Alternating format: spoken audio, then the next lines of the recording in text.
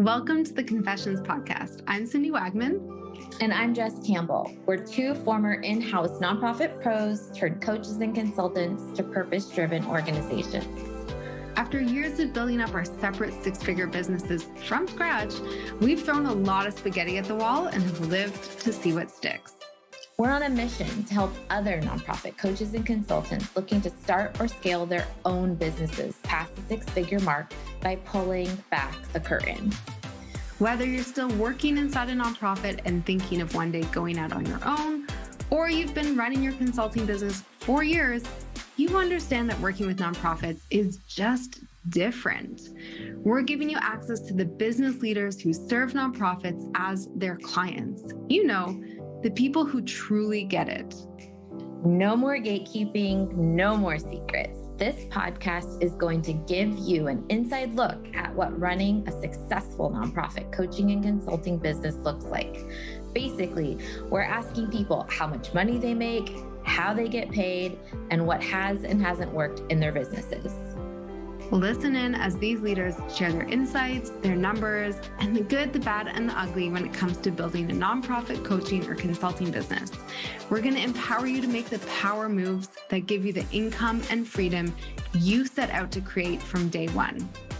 You ready? Let's go. Hey, Jess. Hi, Cindy. I have to say, I'm so excited for today's conversation because I've been wanting to have this conversation for a while now.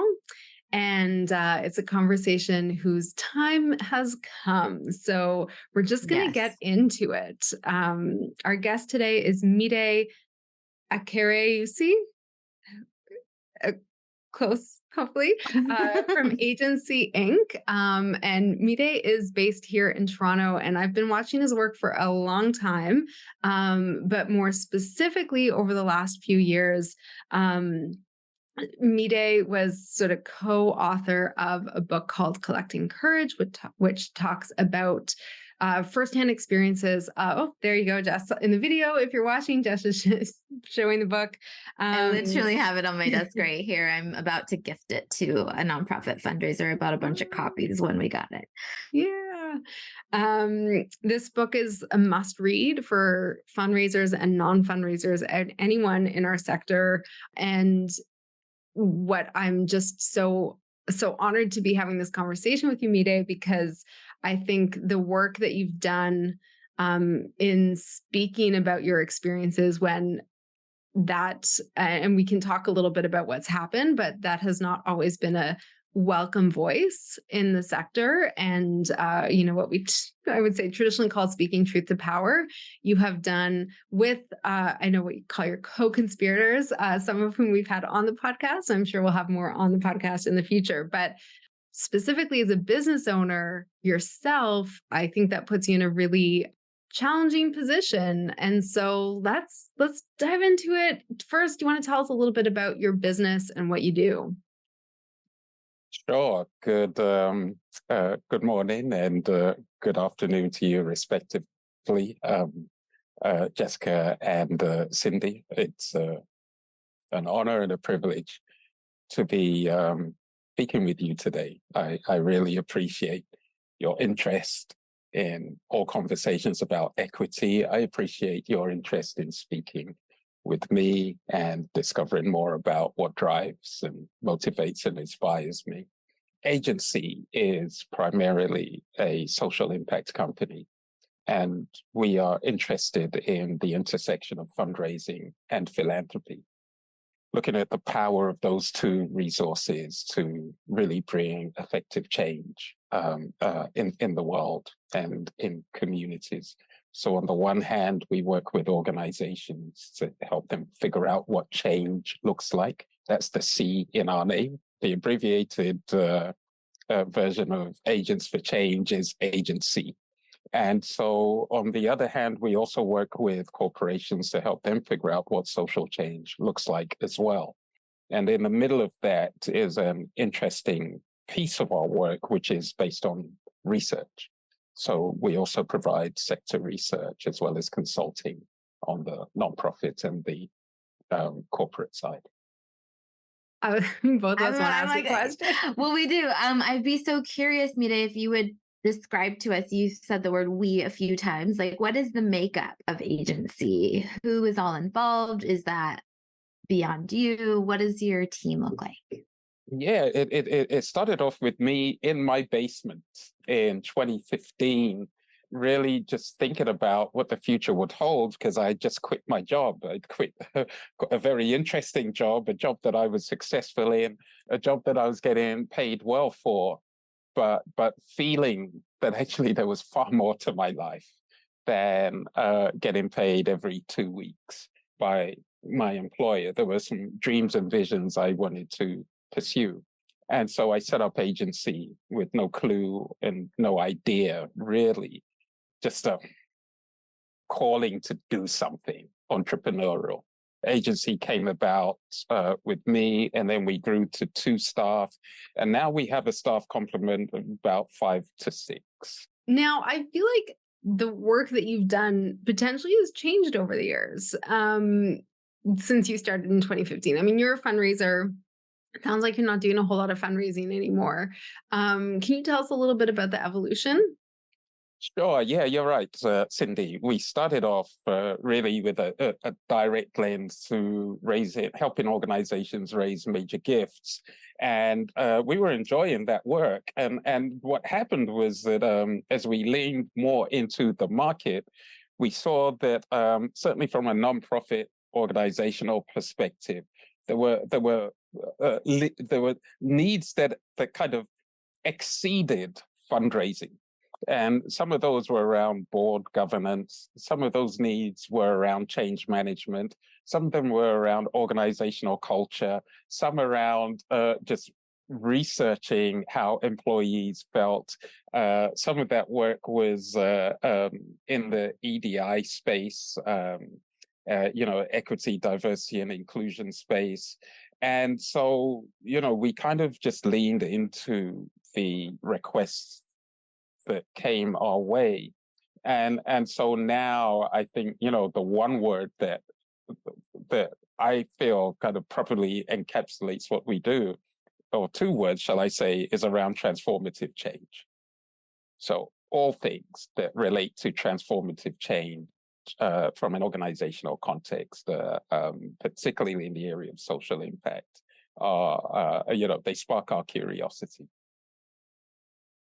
I'm wondering if you would mind taking us back, since you kind of just said you quit your job and you had this real drive to start something entrepreneurial. How do you remember how you attained those first few clients, and how has that evolved to how you do business development today?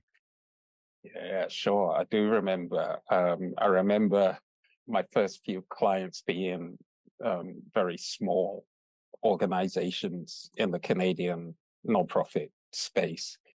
I remember that I was doing a lot of work without necessarily, having the financial reward, but I didn't really care much about the kind of financial side, though it was a worry. It wasn't something that stopped me from supporting these organizations. I felt that their work was compelling.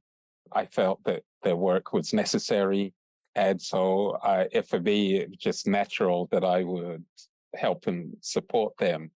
And so with those small projects, there was also one other thing happening, which was that I had been set a challenge by a business coach to go out there and win $50,000 worth of business.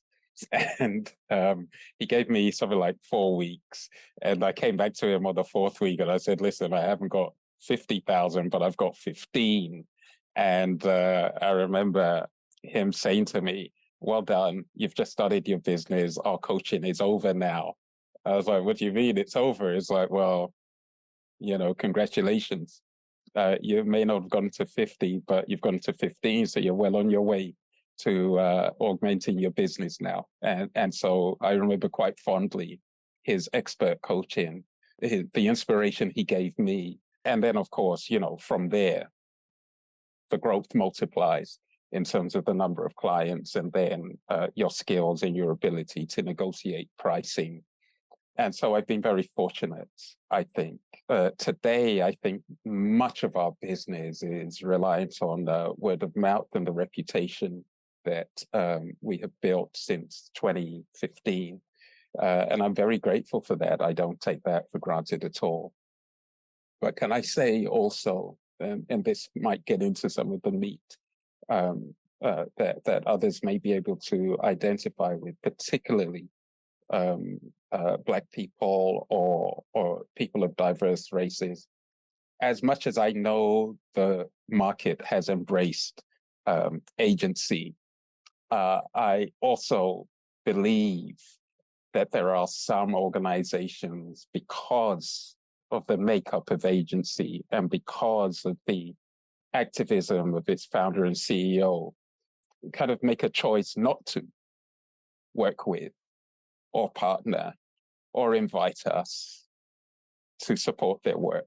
I'm conscious of that. I'm conscious of that now, 8 years into being a CEO in this organization.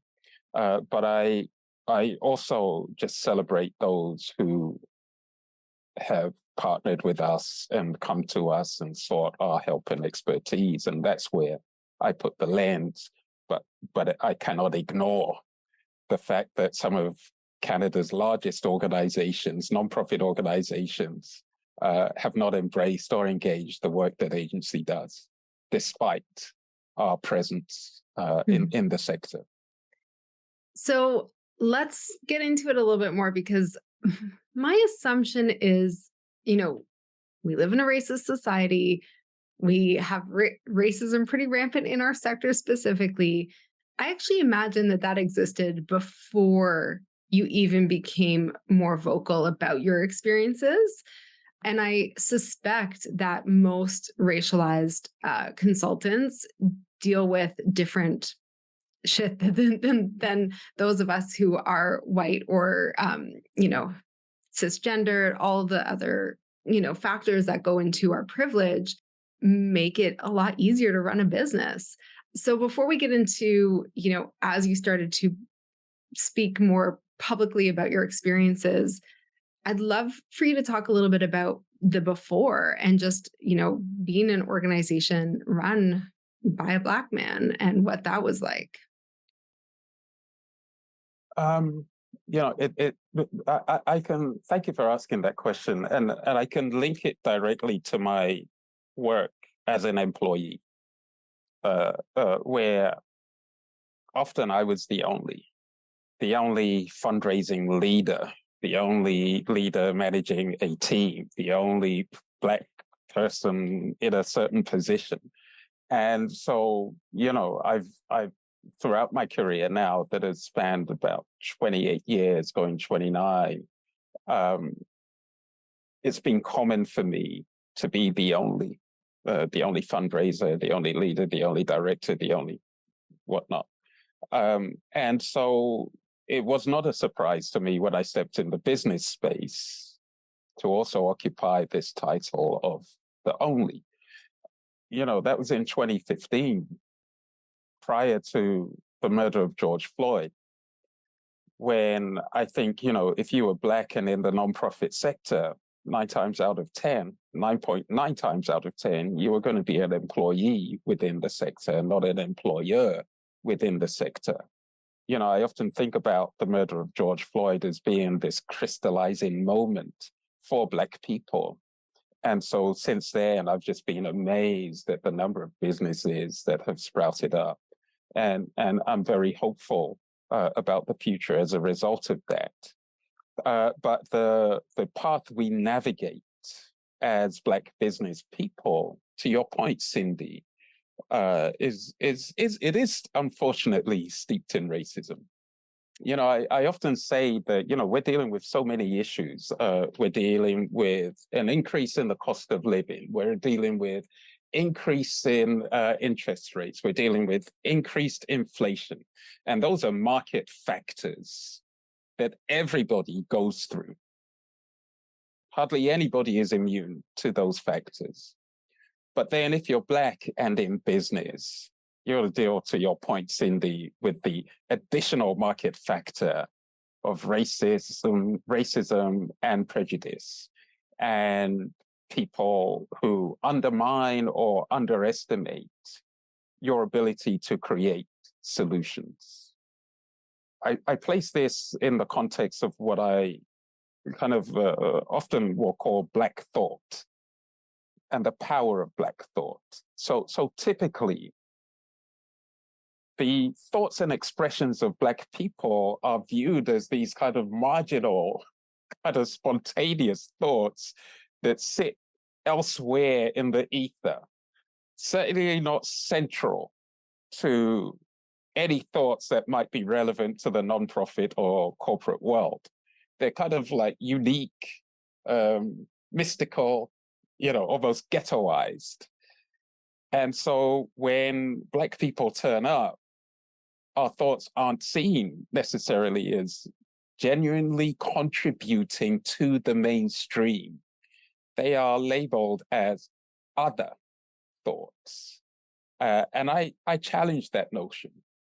I really do. I challenge that notion to say that for any society to exist, it must have diversity of thought. And it's the consolidation of those diverse thoughts that give us the best solutions. So, for example, if nonprofit organizations consistently engage consulting firms that are led by white men, women, whoever, that means consulting firms led by South Asian, Middle Eastern, African, Black, Caribbean, you name it, don't have an opportunity to contribute their expertise, don't have an opportunity to share learning, to advance culture, to build value in that organization that spurns their contributions because it's seen as other. Yeah. All right, we're back with some rapid fire questions. And yes, usually Jess does these, but today you're getting me, Cindy. So Mide, what would you say is your drink of choice while you're working? Oh, that's an easy one. A Remy Martin VSOP. Ah.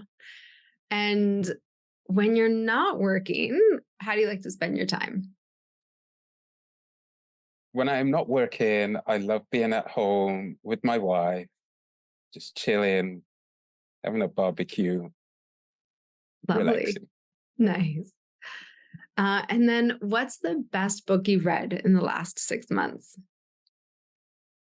Wow. I'm actually resting my laptop on it right now. so I can fit it in the screen. But it's 400 Souls, an anthology of 100 storytellers who chart the history of Black liberation in the United States from 1619 to 2019. And Wow. written by Ibrahim X. Kendi and Keisha Blaine. Amazing. Thank you. And one more question.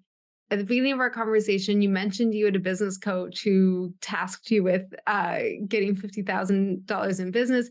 Who was a business coach and who do you like to learn from now?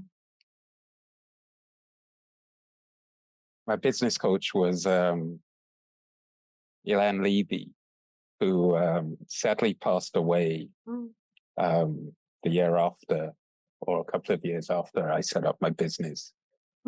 He was introduced to me through a friend. It's one of the most phenomenal people I'd ever met, and was a real blessing to me in my life as I was thinking about business back then. And he gave me just enough to instill confidence, but also enough to drive my motivation. Lovely. Thanks for playing. The person that I am inspired by now, I would have to say, is Necker Allen. Yeah. And I've mentioned her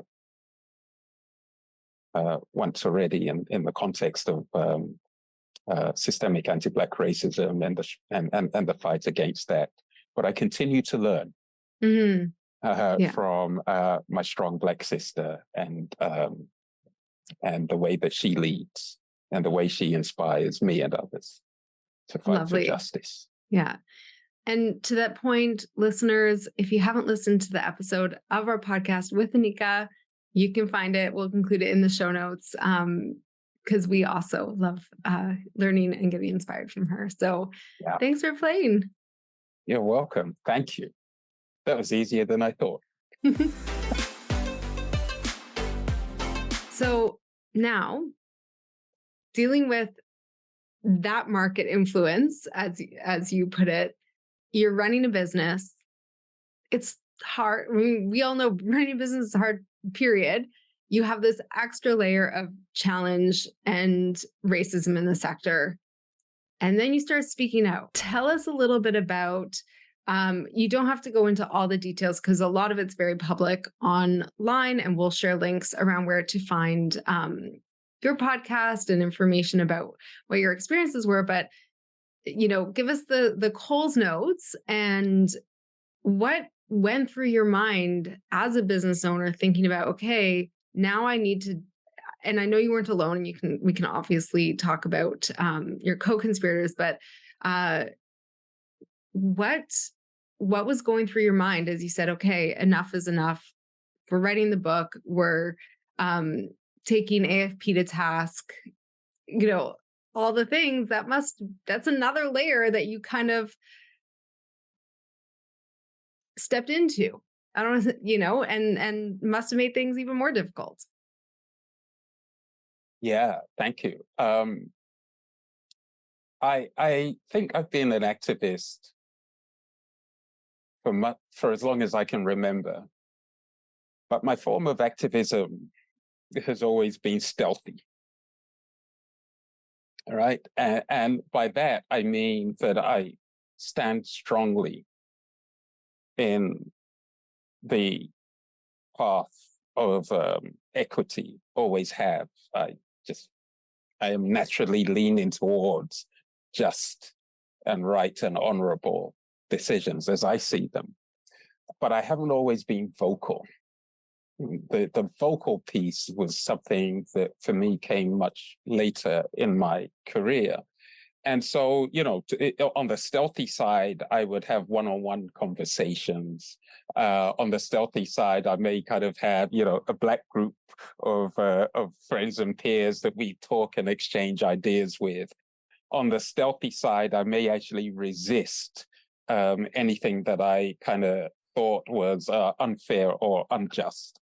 But I would have to credit my beautiful relationship that I have with Necker Allen, founder and CEO of the Empathy Agency, as the person who taught, encouraged, just all around kind of motivated and inspired me to be vocal.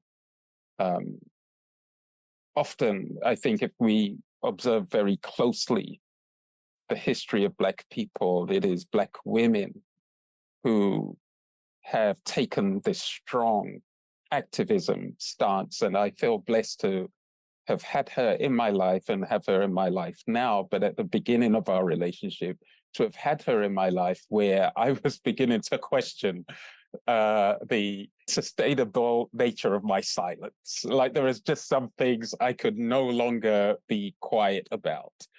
And then I observed her and how powerful and vocal and fearless she was in expressing issues of racial equity.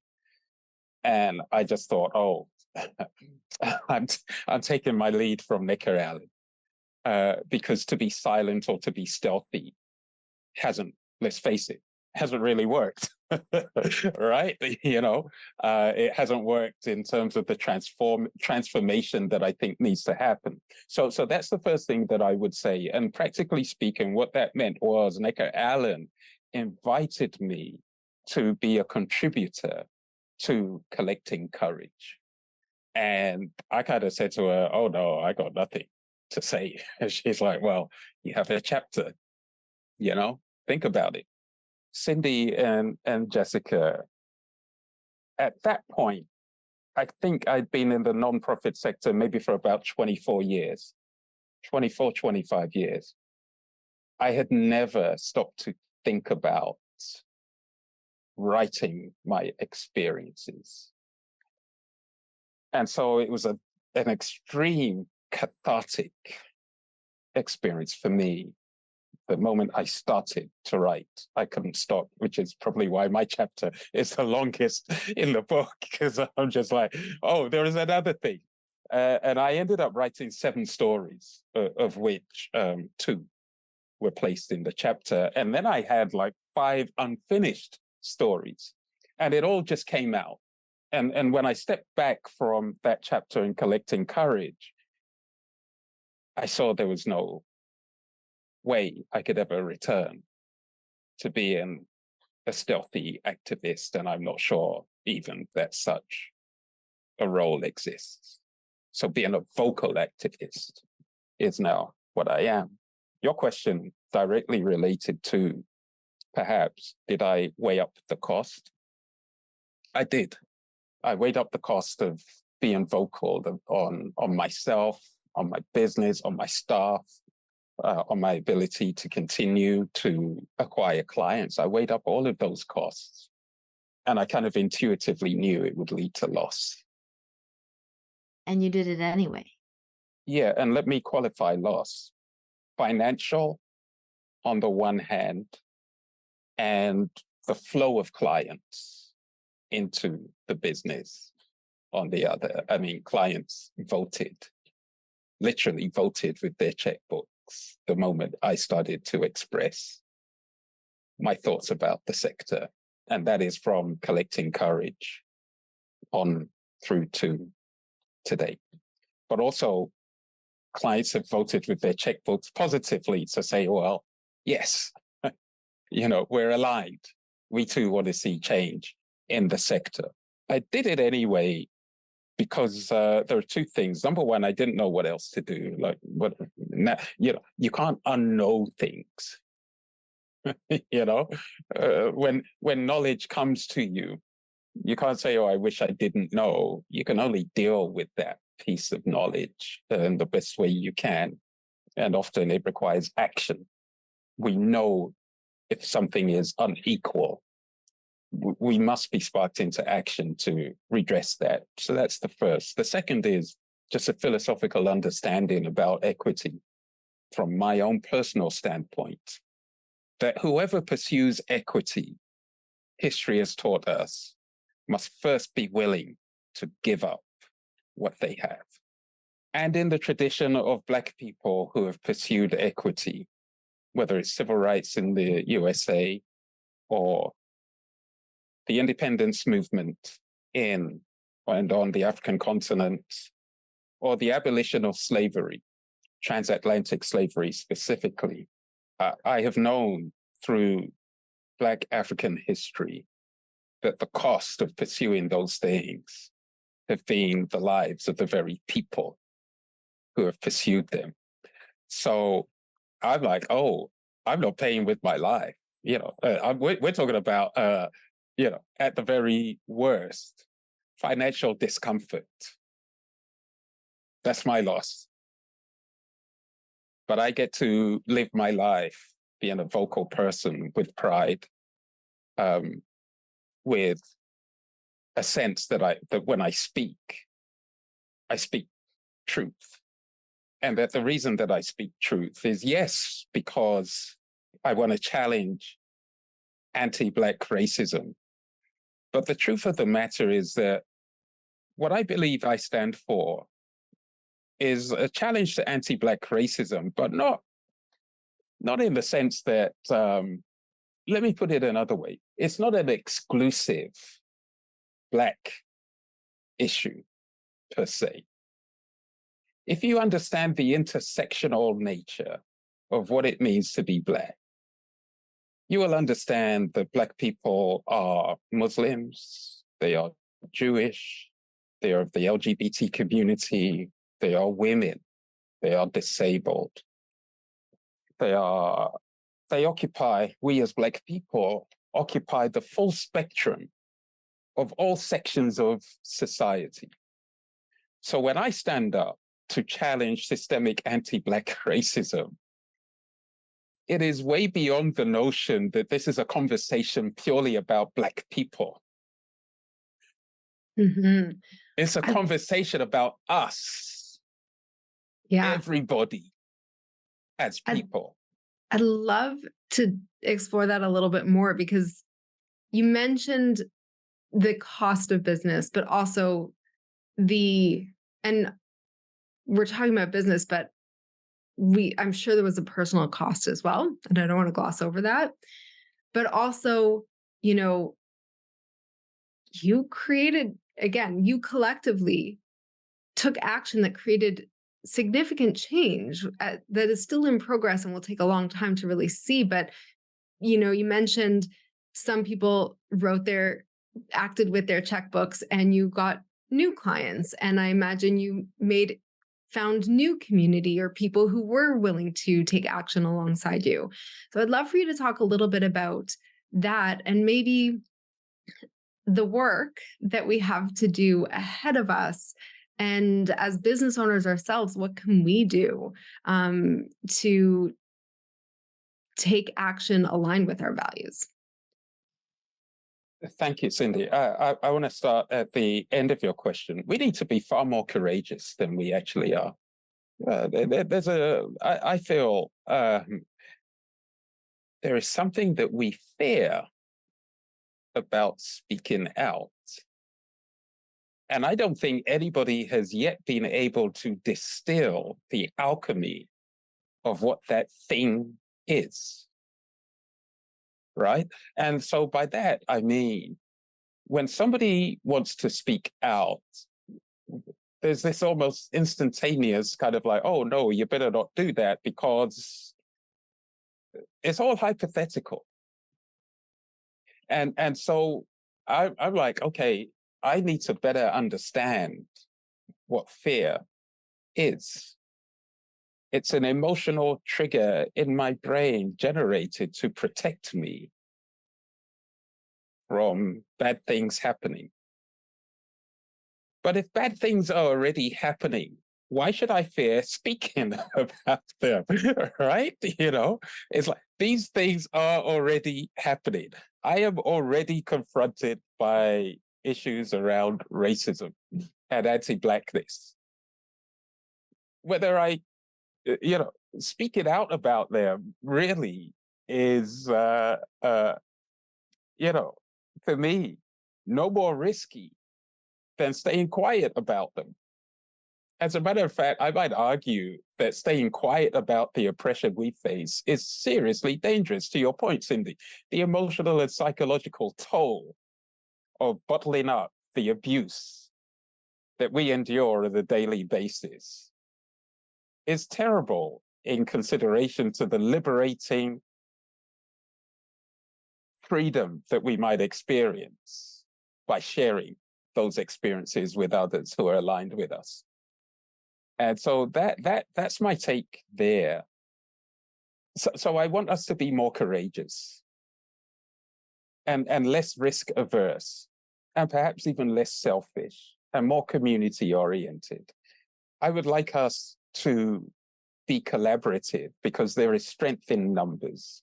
And so we've seen that with the co-conspirators. I mean, let's look at the sequence of things. The events of 2019 that were specifically targeted, more directly targeted to Nneka Allen on the board of the Association of Fundraising Professionals, with all other board members kind of being either perpetrators or witnesses to this oppression, created an opportunity to either say, well, we're going to bury our heads in the sand or we're going to be vocal about it. Three of us, including Nneka, chose to be vocal.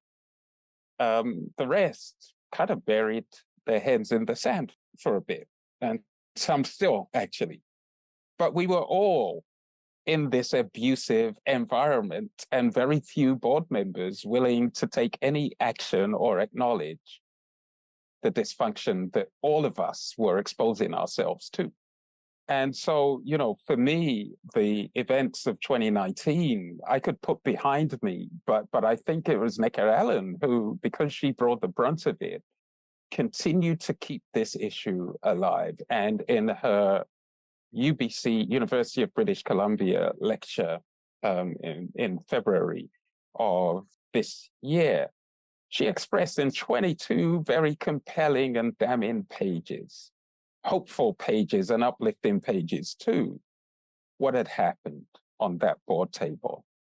And the interesting thing is that Mide then took this story, this lecture, to some leaders in our sector and asked for their support and was essentially declined. It's like, oh, too hot. Oh, no, we don't want to be involved in that. Which is when she and I had a conversation to say, well, we have the Giving Black podcast, of which I'm the host.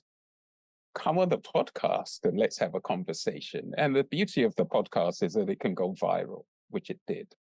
And then we saw our allies step forward. Every racial mix, every walk of life in our sector coming together to say, no, this is wrong. We shouldn't let this be a secret anymore. It needs to be brought out in the open and people need to be made accountable. And so, to your point, the co-conspirators was born from there. And the co-conspirators are a group of people who initially stepped out in support of myself, Mide Akerewusi, and Mide Akerewusi, the three board members who resigned from the AFP of Greater Toronto in 2019. And then before we knew it, a almost 2,000 person petition was out there in the ether, and people were outraged, and that led to another kind of series of events. Amazing. I wish we had more time. I have so many questions. I mean, I before we wrap up, Cindy, I don't know if that's where you were going. It's not lost on me that you are sitting here spending your time sharing this conversation with Cindy and I, two cis white women. And I'm really grateful for this history that you've shared with us. And I hope some of the stories you've shared with us can provide some movement forward for folks who listen to our podcast, which Cindy and I are so proud is a really diverse community. Whether that's finding your ride or die people, it's having a group of confidence that you can go to. It's what you said just about like the personal and emotional release and the reward you get from that by speaking up. But I just want to talk to all the white folks listening that we have so much work to do to work harder than folks like Mide have been doing for centuries. And he spoke so much about speaking out. And I think that that's so important. But there's also really significant things that we can all do behind the scenes, right? Who do you refer people to? My personal motto, I always send my first referral to someone who doesn't look like me. What can you sponsor? Mide has a podcast. There's conferences. There's virtual summits. How can you give them money? How can you sponsor retreats or professional development learning opportunities so folks who may be penalized because of their words, you can make up for that? There's endless things that we can do, both publicly and behind the scenes. And if you need information on how to do that, please come to the Cindy's and I's of the world, not the Mide's of the world, because he's given us enough of his time. But if you need ideas, it's also about being able to step back so someone can step forward. So if you get asked to speak on a stage, you need to ask, is your lineup diverse? Is there more than 50% people that are from racialized communities represented? If the answer is no, say fucking no. You need to let people come first. You're on enough stages. They've heard from you before. It's like, I literally, it enrages me. It is, and it's past due, frankly. Like, it's past due. As white people, we do not have to, we don't have the same worries or fears financially or worse. And I'm so, I don't know, it's beyond inspired. Your bravery, like, talk about courage. We all need to be more courageous, as you said. And a lot of that can be done by people that look like Cindy and I. It's time. It's beyond time. So I just had to make that statement because I'm over here just inspired, but also extremely sad that this still is going so freaking slow.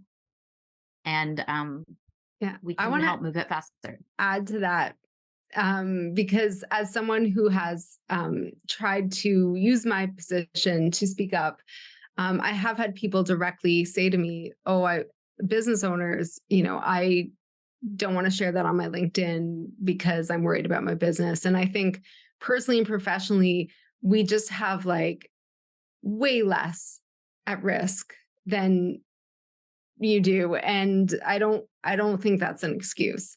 So I agree, like, to all the things that Jess said.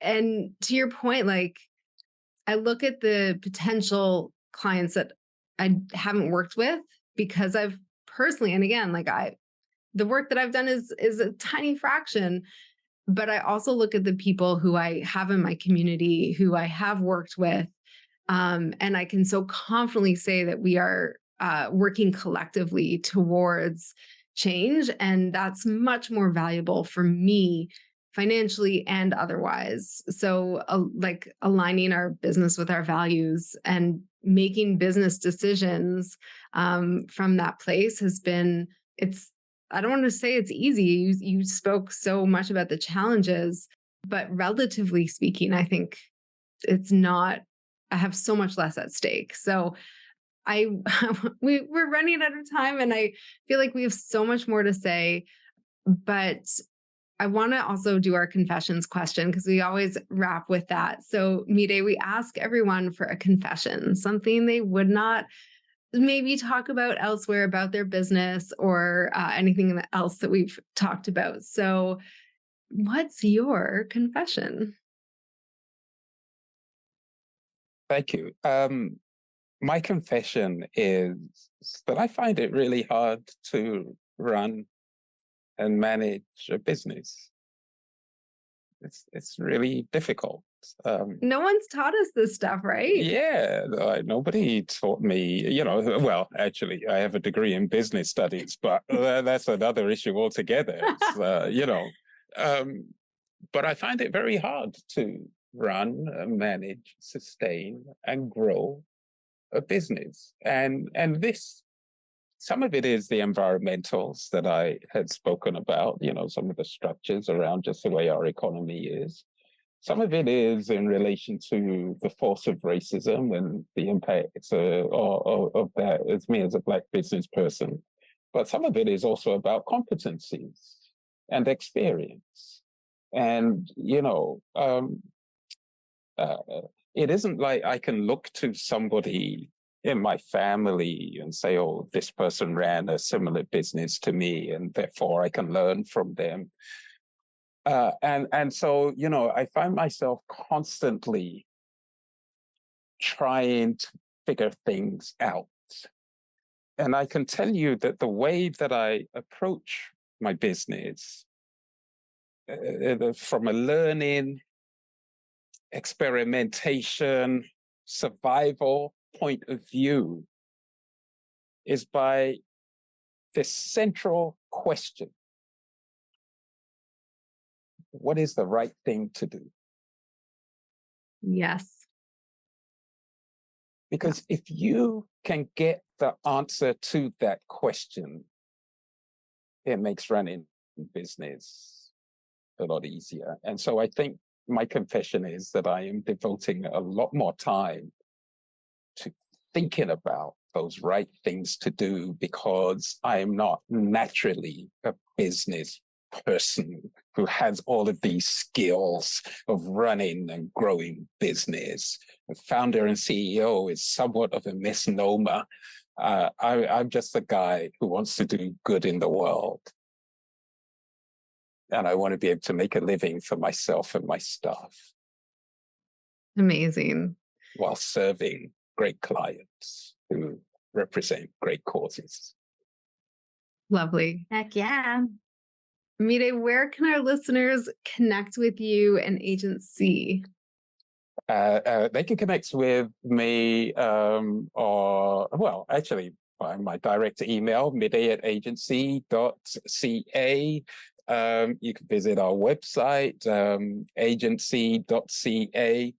We also have a kind of co-brand, which is the giveinblack.ca website. And in the giveinblack.ca website, we elaborate a lot more on the power of Black philanthropy through our conferences and similar conversations through our Giving Black podcast around how we can grow and inspire Black philanthropy around the world.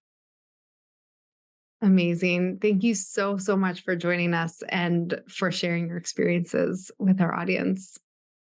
Thank you, Cindy. Thank you, Jessica. It's my pleasure. Thank you. Thank you again for listening to the Confessions podcast for nonprofit coaches and consultants. If you enjoyed today's episode, which I sure hope you did, you can show your support in one of three ways. Number 1, post a screenshot of this episode to your Instagram stories or LinkedIn profile and tag Cindy and I so we can repost you. Number 2, share this podcast with a fellow nonprofit coach or consultant. And number 3, leave a positive review on Apple Podcasts so we can continue to grow and reach new listeners.